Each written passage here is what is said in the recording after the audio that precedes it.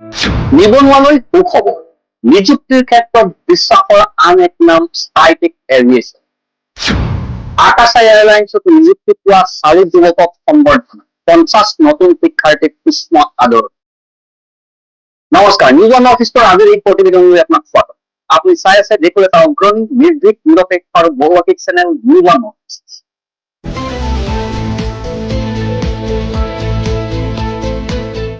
আপুনি নিবনুৱা নেকি? বিমান পৰিবহন খণ্ডত কেৰিয়াৰ গঢ়িবলৈ আপুনি আগ্ৰহী নেকি? যদি আপুনি আগ্ৰহী তেন্তে পলম কৰিছে। গুৱাহাটীৰ GS ৰোডৰ ABC পইণ্টত অৱস্থিত উত্তৰ পূৰ্বাঞ্চলৰ আগশাৰীৰ বিমান পৰিবহন প্ৰশিক্ষণ প্ৰতিষ্ঠান স্কাইটেক এভিয়েশ্যনলৈ আহক। আপোনাৰ পছন্দৰ বিভাগত নাম ভৰ্তি কৰক। 100% প্লেচমেণ্ট গ্যাৰাণ্টিৰে আপুনি আগবাঢ়ক এক সুন্দৰ আৰু সুৰক্ষিত ভৱিষ্যতৰ দিশে। বিমান পৰিবহনৰ ক্ষেত্ৰখনত আপোনাৰ সহায়ৰ বাবে আপোনাৰ পছন্দ অনুসৰি নিযুক্তি প্ৰদানৰ বাবে 100% প্লেচমেণ্ট গ্যাৰাণ্টিৰে সৰ্বক্ষণে সাজু হৈ আছে স্কাইটেক এভিয়েশ্যন। গুৱাহাটীৰ GS ৰোডৰ ABC পইণ্টত অৱস্থিত উত্তৰ পূৰ্বাঞ্চলৰ আগশাৰীৰ বিমান পৰিবহন প্ৰশিক্ষণ প্ৰতিষ্ঠান স্কাইটেক এভিয়েশ্যনত কালি এক মনোমোহা আৰু গাম্ভীৰ্যপূৰ্ণ অনুষ্ঠান অনুষ্ঠিত। বিমান পৰিবহন খণ্ডত কেৰিয়াৰ গঢ়িবলৈ আগ্ৰহী যুৱক যুৱতীসকলৰ বাবে কালিৰ দিনটো বিশেষভাৱে উল্লেখযোগ্য হৈছিল।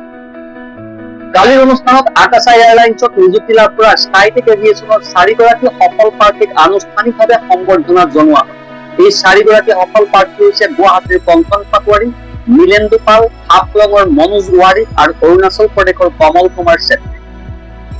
স্কাইটেক এভিয়েশ্যনৰ শিক্ষাৰ মানদণ্ড সন্দৰ্ভত নিযুক্তিপ্ৰাপ্ত এওঁলোকৰ মুখেৰে आपका नाम क्या है?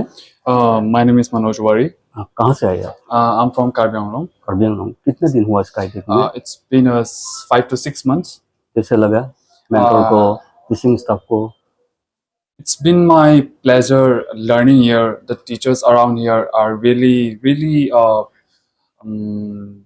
good. Like not in just a good. Like they taught us everything about aviation, communications, how to be a confident person, and taught us how to be fluent in speaking while speaking.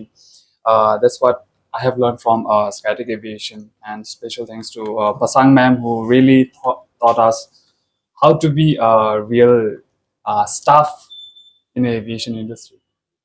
North east में और गुवाहाटी में तो बहुत सारा और है aviation centre ना, उस कारण के लिए ट्रेनिंग देने के लिए। अब क्यों स्काईटेक चूज किया? अलग का क्या मन नहीं है? क्या पहले कहीं गया नहीं है पहले? No, I never been to other aviation centers because the environment here in Skytech Aviation. Yeah, that's my first time. कौन सा एयरलाइंस में आपको सिलेक्शन हुआ? Akasa Airline in Delhi, posted in Delhi as a security officer. Security officer. Yes. মোৰ নাম নীলেন্দু পাল হয়। নীলেন্দু পাল মই আসাম গুৱাহাটীৰ পৰাই বিলং কৰোঁ। মোৰ বয়স 25 ইয়াৰ্ছ হয় আৰু মই হাই ছেকেণ্ডাৰী পাছ আউট কৰি ইয়াতে জইন কৰিছিলোঁ স্কাইটেক এভিয়েশ্যন। কিমান দিন কৰিলে কোৰ্ছ? মই ইয়াতে 6 মাহ মান কৰিছোঁ ইয়াতে ক্লাছ কৰিও ভাল লাগিছে। ইয়াতে ফেকাল্টি মেম্বাৰ্ছও বহুত ভাল, গোটেইখিনি বুজায়। তাৰপিছত যোনে মানে মেইন ছাৰ হয় গোপাল ছাৰ হয়, তাৰপিছত পাছাং মেম হয়, প্ৰিয়া মেম, তাৰপিছত বাকী যিমানটা ট্ৰেইনাৰ্ছ আছে ফেকাল্টি মেম্বাৰ গোটেইকেইজনলৈ মই ভালদৰে ইণ্টাৰেক্ট কৰিছোঁ। ভালদৰে আমাক বুজাইছে যে কি কেনেকুৱা আগত বাঢ়িব লাগে যাতে মই ইণ্টাৰভিউ ক্ৰেক কৰিব পাৰোঁ। এতিয়া ক'ত পাইছে ক'লে? এতিয়া মই আকাশা এয়াৰলাইন্সত চিলেক্ট হৈছোঁ কলিকতা এয়াৰপৰ্টত। কলকাতা দমদম? হ্যাঁ, দমদম এয়াৰপৰ্টত। স্কাইটেক কিয় চুজ কৰিলে? মই ভাবোঁ যে Skytech one of the youngest and fastest growing aviation institute হয়, যোনে এজ আ ফ্ৰেছাৰ জইন কৰিব খোজে as a career in cabin crew or ground staff. ইয়াৰে এনভাইৰনমেণ্টটো ভাল, কমপ্লিট কৰাৰ পিছত 100% প্লেচমেণ্ট গেৰাণ্টি থাকে, একো টেনশ্যন নাই, আৰামছে ইণ্টাৰভিউ প্ৰিপেৰেশ্যন কৰিলে হ'ল, চব প্লেচমেণ্ট পাই যাব। আপোনালোকেতো পাইছে, ক'ত পাইছে, কোন এয়াৰপৰ্টত? মই এজ আ চিকিউৰিটি অফিচাৰ পাইছোঁ ইন বেংগলোৰ এয়াৰপৰ্ট। নেক্সট জেনেৰেশ্যনৰ কাৰণে আপোনালোকে কি ক'ব? নেক্সট ষ্টুডেণ্টৰ কাৰণে ইয়াত যিখিনি পালে আপুনি এক্সপিৰিয়েঞ্চ কিবা ক'ব নেকি? মই ভাবোঁ যে তাহাঁতে বহুত অনেষ্ট থাকিব লাগে। ইণ্টাৰভিউত যি সোধে তাহাঁতে একজেক্ট কুৱেশ্যনছ নাপাব পাৰে, তো তাহাঁতে মানে চিটুৱেশ্যনৰ হিচাপত মানে নিজৰ কুৱেশ্যনছটো বনাব পাৰিব লাগে নহয় বেলেগ যিখিনি ষ্টুডেণ্ট এতিয়া আছে যিখিনি ভাবি আছে পঢ়িম তো তেওঁলোকে যে বাকী চেণ্টাৰত যোৱাতকে স্কাইটেকত যে আহিব লাগে আপুনি কিয় স্কাইটেকত আহিবলৈ কয় সেইটোৱে মানে আজিকালি চবে জানে যে আজিকালি চব লোকেশ্যনে বহুত বনাই আছে তো এটা বহুত গ্ৰ'থ আছে এভিয়েশ্যন ছেক্টৰত তো স্কাইটেক জইন কৰিলে তাহাঁতৰ জাৰ্ণিটো ইজি হৈ যাব যে স্কাইটেকে under 11 months to 6 months placement দি দিয়ে জল্দি সেইটো ভাল স্কাইটেক আপুনি স্কাইটেকৰ ষ্টাফৰ কাৰণে কিবা ক'ব নে টিচিং ষ্টাফ মই যেতিয়া জইন কৰিছিলোঁ মই অলপমান নাৰ্ভাছ আছিলোঁ মোৰ কমিউনিকেশ্যন ঠিক আছিলে কিন্তু মই ইমান কনফিডেণ্ট নাছিলোঁ এতিয়া যেতিয়া মই 6 months কমপ্লিট কৰিলোঁ ক্লাছেছ আগতে মই অনলাইন আছিলোঁ তাৰপিছত অফলাইনত আহিলোঁ তো মোৰ কনফিডেঞ্চ গেইন হ'ল চব ট্ৰেইনৰ লগত কথা পাতিলোঁ প্লেচমেণ্ট টিমত ছাপোৰ্ট পালোঁ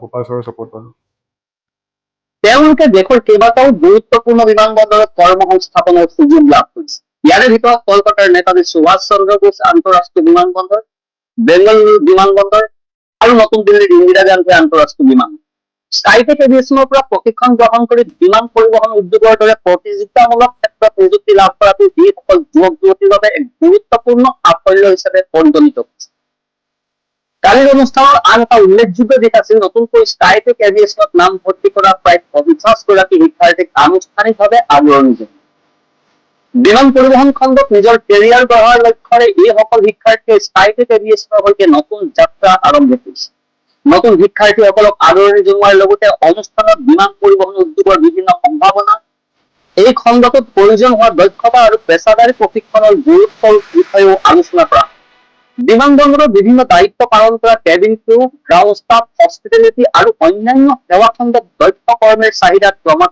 বৃদ্ধি পাইছে এই পৰিপ্ৰেক্ষিতত উপযুক্ত প্ৰশিক্ষণ গ্ৰহণ কৰি যুৱক যুৱতীসকলে এই উদ্যোগত নিজৰ বাবে এক সুন্দৰ ভৱিষ্যত গঢ়ি তুলিব পাৰে স্কাইটেকে নিশ্চয় ইতিমধ্যে বিমান পৰিবহণ প্ৰশিক্ষণ আৰু কৰ্মসংস্থাপনৰ ক্ষেত্ৰত এক বিশেষ পৰিচয় গঢ়ি তুলিছে প্ৰতিষ্ঠানটোৰ প্ৰশিক্ষক আৰু মেণ্টৰসকল অভিজ্ঞ আৰু সুপ্ৰশিক্ষিত শিক্ষাৰ্থীসকলক কেৱল পাঠ্যক্ৰম ভিত্তিক জ্ঞানেই নহয় বৰং বিমান পৰিবহণ উদ্যোগৰ কৰ্মক্ষেত্ৰত প্ৰয়োজন হোৱা আচৰণ যোগাযোগ দক্ষতা ব্যক্তিত্ব বিকাশ আৰু পেছাদাৰী মনোভাৱৰ ওপৰতো গুৰুত্ব দিয়া হয় স্কাইটেক এভিয়েশ্যনৰ সৈতে জড়িত শিক্ষাৰ্থী আৰু অভিভাৱকসকলৰ মাজতো প্ৰতিষ্ঠানটোৰ প্ৰতি আস্থা ক্ৰমাৎ বৃদ্ধি পাইছে সন্তানৰ ভৱিষ্যত কেৰিয়াৰক লৈ চিন্তিত অভিভাৱকসকলে কালিৰ অনুষ্ঠানত উপস্থিত থাকি সকল শিক্ষাৰ্থীসকলৰ সাফল্য প্ৰত্যক্ষ কৰাৰ লগতে নতুনকৈ নাম ভৰ্তি কৰা শিক্ষাৰ্থীসকলৰ নতুন যাত্ৰাৰ অংশীদাৰ হয় প্ৰতিষ্ঠানটোৰ মতে বিমান পৰিবহণ খণ্ডত কেৰিয়াৰ গঢ়িবলৈ ইচ্ছুক যুৱক যুৱতীসকলৰ বাবে স্কাইটেক এভিয়েশ্যনে 100% প্লেচমেণ্ট গেৰাণ্টি প্ৰদান কৰি আছে লগতে উপযুক্ত প্ৰশিক্ষণৰ জৰিয়তে শিক্ষাৰ্থীসকলক বিভিন্ন বিমান পৰিবহণ সংস্থাৰ নিয়োগ প্ৰক্ৰিয়াৰ বাবে প্ৰস্তুত কৰি তোলাৰ বিশেষ গুৰুত্ব দিয়া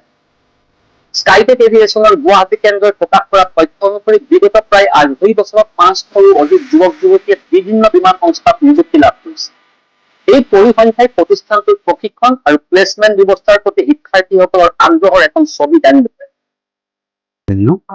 আপোনালোকৰ কিমানজন এতিয়া ইয়াতে আপোনাৰ হেৰি হ'ল এপইণ্ট হৈছে এইবাৰ এই আকাশা এয়াৰলাইন্সত এনে তাহাঁতৰ ট্ৰেইনিংটো আছিলে 11 monthsৰ হয় কিন্তু 6 monthsতে তাহাঁতৰ প্লেচমেন্ট হৈ গৈছে 6 months 6 monthsত বেংগলোৰ এয়াৰপোৰ্ট কলকাতা আৰু হেৰি দিল্লী এয়াৰপোৰ্ট আকাশা এয়াৰলাইন্স নতুন আৰু কিমান ষ্টুডেন্ট আহিছে নতুন আৰু এৰাউণ্ড আমাৰ আহি আছে বৰ্তমান এপ্ৰক্স 50-60 আহি গ'ল এতিয়া মানে এই মান্থত আৰু এই মান্থত নহয় 2 মাহৰ ভিতৰত তো আমি জনামতে আপোনালোকে আপোনালোকৰ ষ্টাৰ্ট কৰাৰ পৰা প্ৰায় 2.5 বছৰ মান হৈছে প্ৰায় 300 মান হেৰি কৰাইছে নেকি প্লেচমেন্ট হৈ গৈছে অলৰেডি কৰাইছে ন তো আপোনালোকে 100% প্লেচমেন্ট আপোনালোকে কৰাও দেখিছে আজি যিখিনি নতুন ল'ৰা-ছোৱালী আহিছে তেখেতলোকক আপোনালোকে কেনেকে ল'ব এতিয়া কেনেকে ধৰক আগতকে অলপ ডেভেলপ কৰিছে আৰু অলপ ডেভেলপ নতুন কিবা ইনিচিয়েটিভ লৈছে আমাৰ ট্ৰেইনাৰো আহিছে দুগৰাকী তাৰপিছত আৰু আমাৰ অলপ আৰু মানে এতিয়া ইমপ্ৰুভমেন্ট যেনেকে আমি প্লেচমেন্ট দিয়াইছো তেনেকে আৰু অলপ ইমপ্ৰুভমেন্ট হলে আৰু ভাল লাগিব আমাৰ